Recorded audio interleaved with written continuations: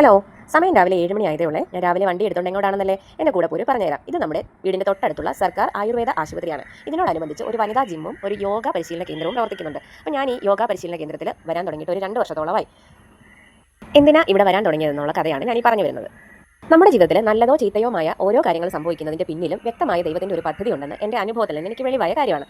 അതെന്നെ ഞാൻ അങ്ങനെ പറഞ്ഞതെന്ന് വെച്ചാൽ, ഒരു 2020 മുതൽ തന്നെ എനിക്ക് മാസത്തിൽ ഒരു പ്രാവശ്യം പനി വരും. അപ്പോൾ ഈ പനി വരുന്നതിന് ഒരു ഫ്രീക്വൻസി ഉണ്ട് എന്ന് നമ്മൾ മനസ്സിലാക്കിയതേ ഇല്ല. പനി വരും, മരുന്ന് മേടിക്കും, അത് പോകും. ഞാൻ ഭയങ്കര അലർജിക്ക് വരുന്നു.